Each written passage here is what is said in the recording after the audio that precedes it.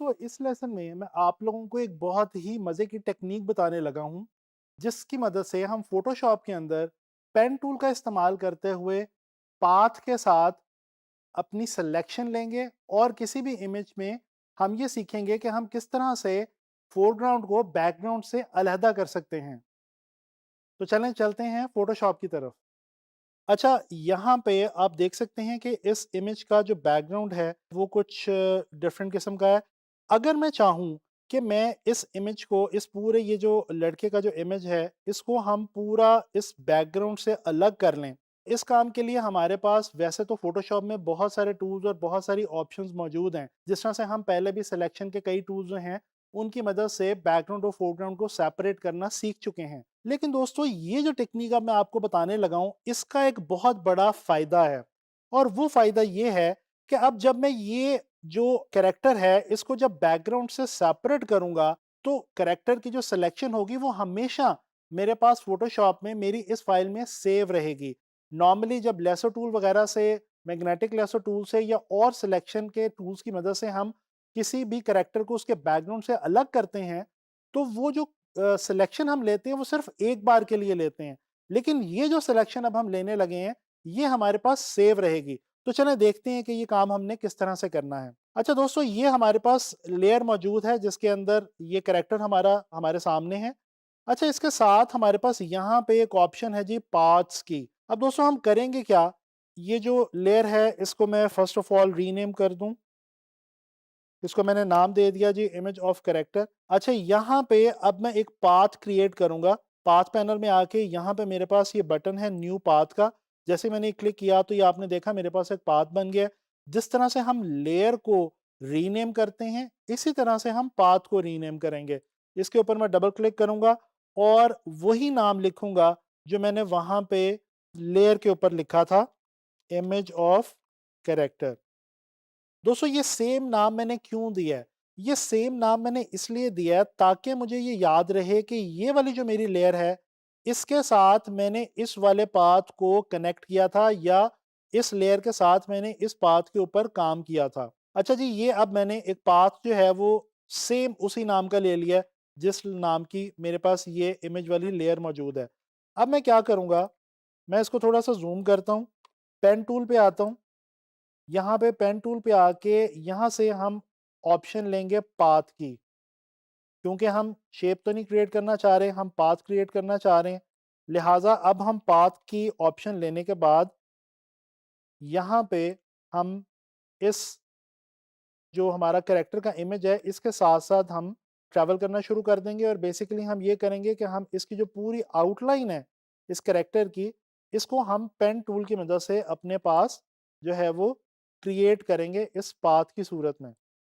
जब मैं ये पाथ कंप्लीट कर लूँगा तो मैं आपको भी दिखाऊँगा कि वो जो हमने वहाँ पे लेयर के साथ पाथ की ऑप्शन लिया, वहाँ पे उसके आइकॉन के ऊपर ये जो हम ड्राइंग कर रहे हैं, ये ड्राइंग सेम टू सेम वहाँ पे आपको नज़र भी आ रही होगी।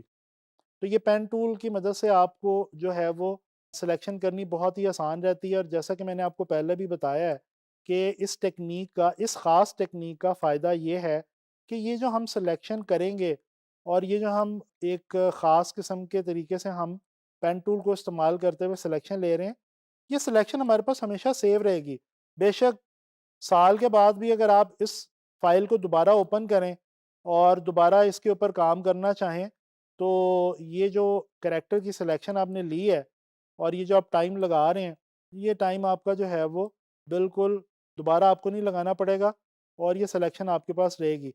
अच्छा दोस्तों, ये बालों को हम थोड़ा-सा ज़रा एहतियात से ड्रॉ करेंगे क्योंकि ये इनमें थोड़ी-सी रफनेस भी होती है और हमें कोशिश अभी फ़िलहाल करनी है कि हम एक प्रिटी डिसेंट सी जो एक इसकी सिलेक्शन ले सकते हैं बालों की इसके, वो हम ले लें ताकि ये देखने में बुरी भी ना लगे।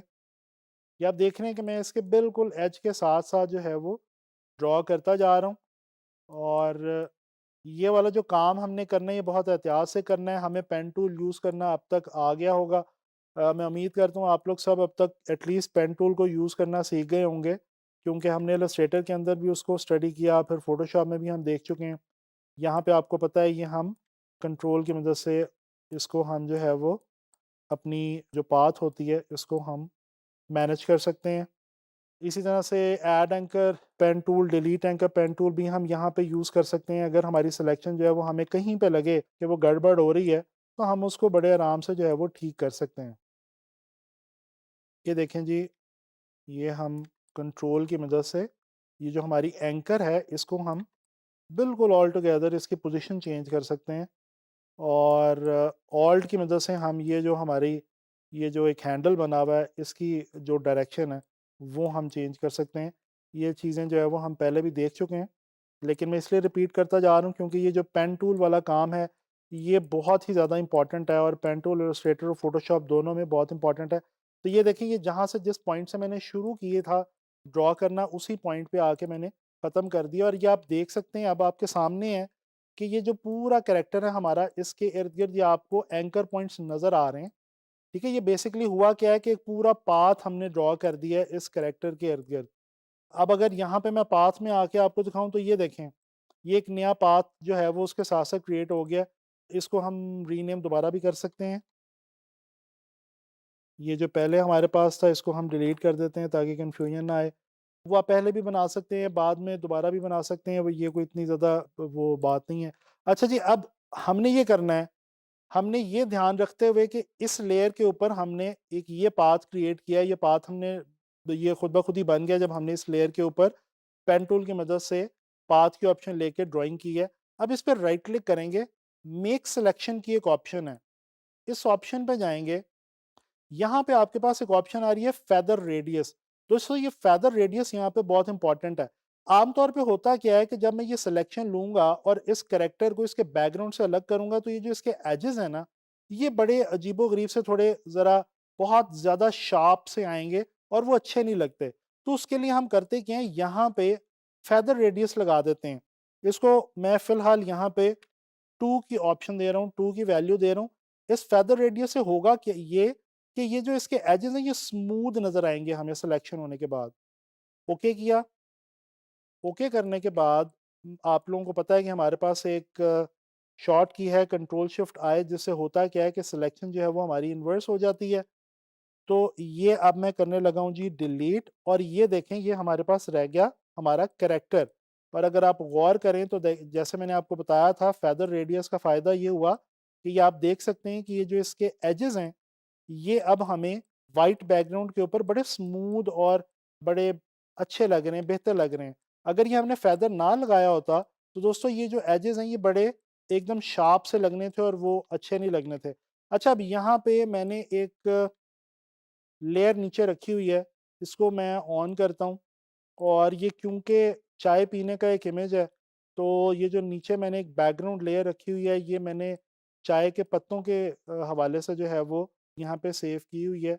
अच्छा, ये गौर करें, अगर हम इसको ट्रांसफ़ॉर्म करके छोटा करें तो ये देखें, यहाँ पे ये एक बहुत ही इम्पोर्टेंट चीज़ है कि ये कुछ एरिया इसका अभी भी मौजूद है इस इमेज का।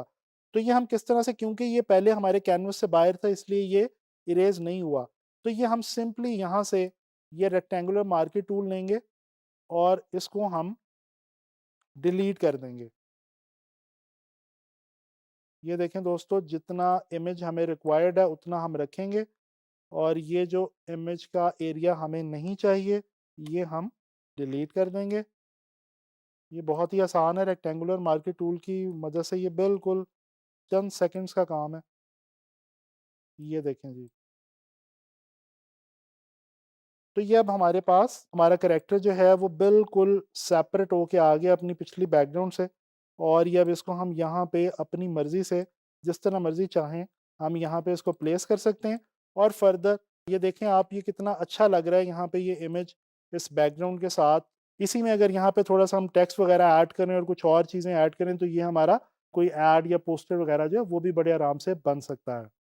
अच्छा, इसका जैसा मैं आपको पहले बता चुका हूँ, फ़ायदा ये है कि जो पाथ हमने क्रिएट किया है उस लेयर के साथ, वो पाथ हमारे पास हमेशा हमारी फ़ाइल में सेव रहेगा, और जब भी हम चाहेंगे, बेशक साल बाद, 2 साल बाद, हम उस डॉक्यूमेंट को ओपन करेंगे और उस पाथ को जाके सेलेक्ट करेंगे, जैसे कि मैंने आपको करके बताया, और उसके साथ हम कुछ भी कर सकते हैं, उसको किसी नई फ़ाइल में लेके जा सकते हैं या उसका बैकग्राउंड डिलीट कर सकते हैं, कुछ भी हम उसके साथ जो है वो कर सकते हैं। तो ये जो सिलेक्शन हम लेंगे इस टेक्नीक से ये हमेशा हमारे पास सेव रहेगी। तो मैं उम्मीद करता हूँ कि ये टेक्नीक जो है ये आप लोगों को अच्छे तरीके से समझ आई होगी और अब आप लोगों ने इसकी बहुत अच्छे तरीके से प्रैक्टिस करनी है, क्योंकि ये टेक्नीक आप लोगों के लिए आगे चल के जब आप डिज़ाइन्स बनाएँगे, डिफरेंट लेआउट्स क्रिएट करेंगे, उसमें बहुत ज़्यादा मददगार साबित होगी।